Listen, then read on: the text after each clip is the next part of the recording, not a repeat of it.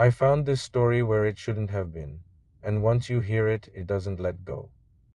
The first time I heard something breathing outside the security tower, the fence was still on, the floodlights were still working, and I still believed the lie they had paid me to believe. I'm Mr. D, and you are listening to Mr. D Stories. Most of you listening to my stories are not subscribed yet, so please like and subscribe to hear more from Bloody Chapter. Because if I had known what waited beyond that electric wire, I would have taken any other job on earth.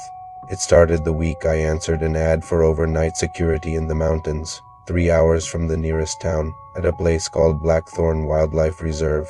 The money was suspiciously good, the directions were handwritten, and the man who interviewed me never once used the word animal. He only asked if I could stay awake all night, follow instructions exactly, and keep my nerve when the weather turned bad. I should have walked out right there, but I was behind on rent. My phone had already been disconnected, and desperation makes danger sound like opportunity. By sunset, I was driving up a narrow road through wet pine forest, climbing into fog so thick it looked like smoke. Then I saw the perimeter fence. It was too high for any normal reserve, layered with fresh coils of razor wire and humming hard enough to vibrate the rain. Beyond it, I caught glimpses of shapes too large to understand moving between trees bent low by the storm. At the front gate, a guard with a scar across his jaw handed me a flashlight. An old radio and a ring of keys so heavy it felt like a sentence. He did not shake my hand. He just stared at me for a moment and said, "If Sector 4 loses power, do not look into the trees. Reset the breaker from inside. If you hear children laughing, radio in and stay where you are. And if the fence alarms all trigger at once, lock the tower door and pray the backup grid comes online."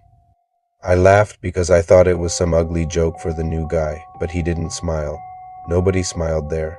The control tower overlooked a valley so wide I could barely see the far cliffs through the rain.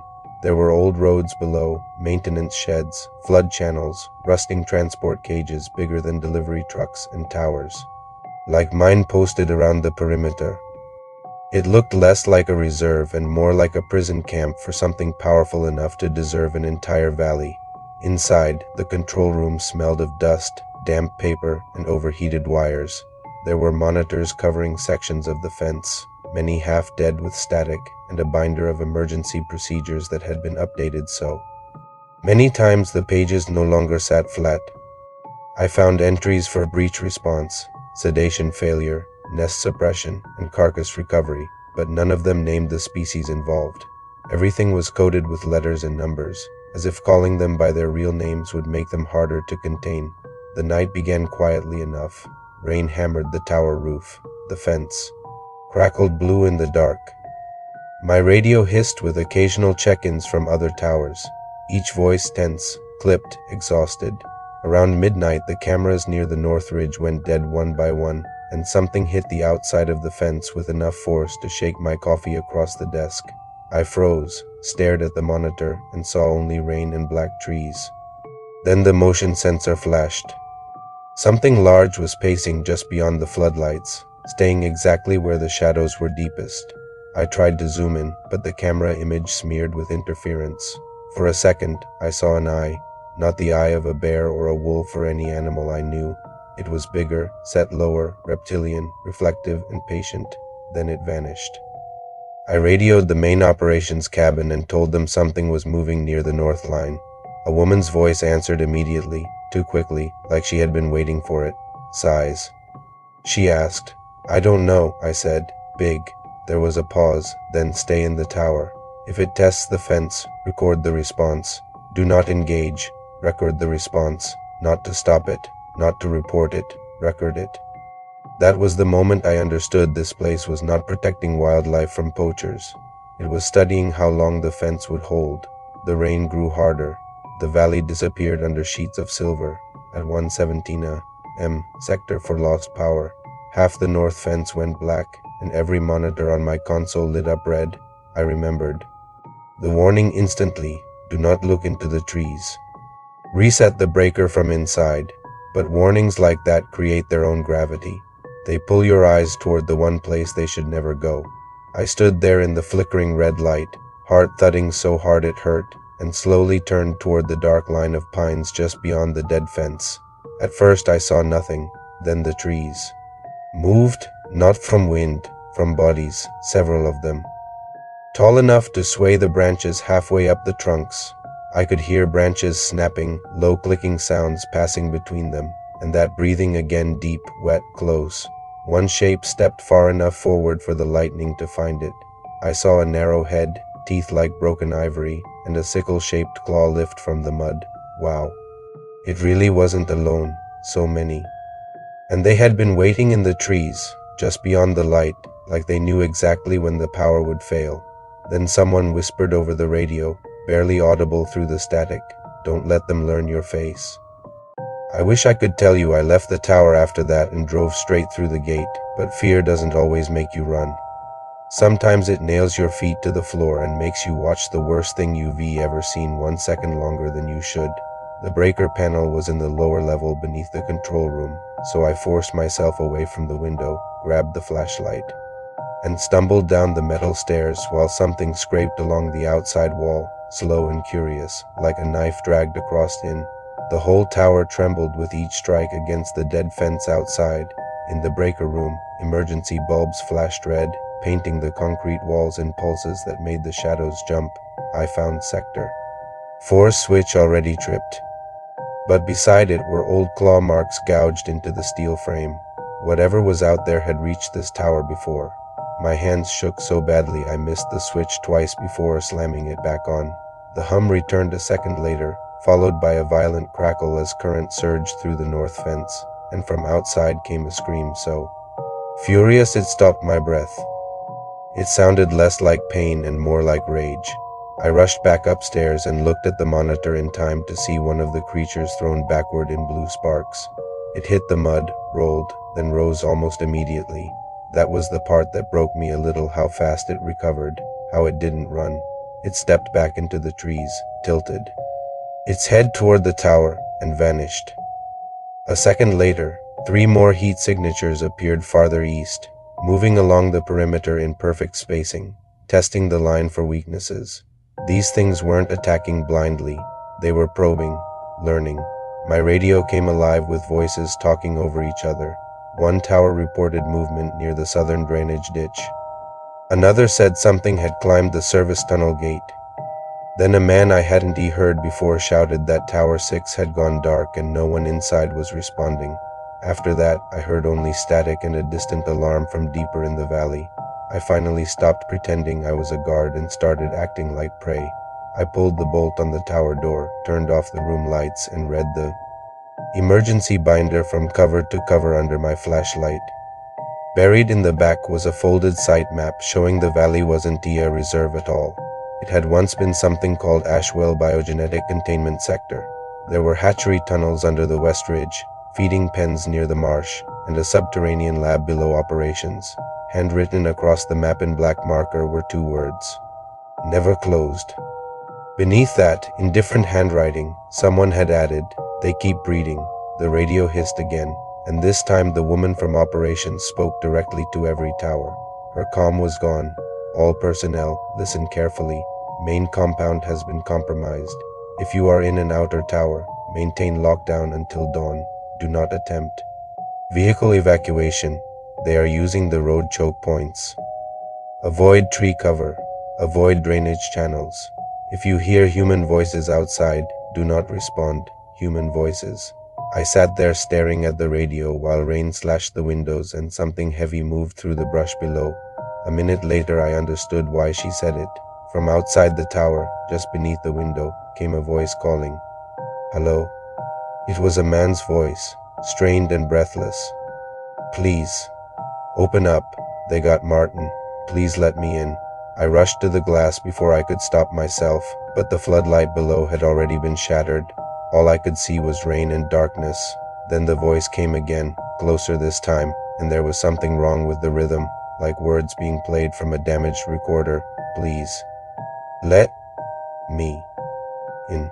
I backed away so fast I hit the desk. Another voice joined it, then another. One sounded like a crying woman, one like a child. They overlapped beneath the tower, each begging in broken, unnatural patterns. I covered my mouth to keep from making a sound. In the red light of the nearest monitor, I saw movement at the base of the stairs, a pack of smaller creatures circling the support beams, their heads cocked upward, their jaws opening and closing as those almost human sounds came from their throats. Their eyes reflected pale silver.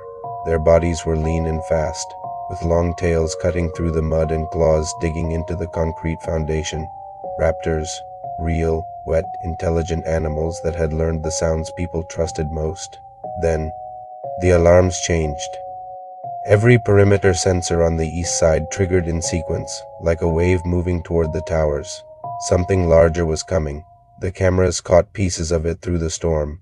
A tail knocking over a fence post, a massive leg stepping through floodwater, a head rising above the brush higher than the hood of a truck.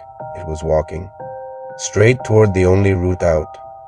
Then Tower 6's camera flickered back for 1 second. I saw the inside torn open, blood sprayed across the monitor wall, and a hand pressed against the glass from inside. Behind it, filling the frame, was a huge yellow eye. The feed cut to black. A few minutes later, the operations woman came back on the radio, whispering now, "If Dawn doesn't come with air support, burn every record you can find. They cannot let this leave the valley." Then gunfire cracked in the distance, followed by one deep roar that rolled through the mountain like thunder. After that, even the rain sounded scared.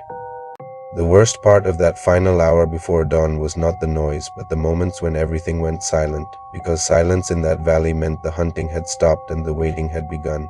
I had barricaded the control room door with a cabinet and emptied the emergency locker looking for anything useful, but all I found was a flare gun, 2 road flares, a first aid kit, and a laminated evacuation card that might as well have said "You are already dead" around 4:30 a.m. The tower generator began to fail, dipping low enough to dim the monitors, and I realized the creatures below no longer had to break in.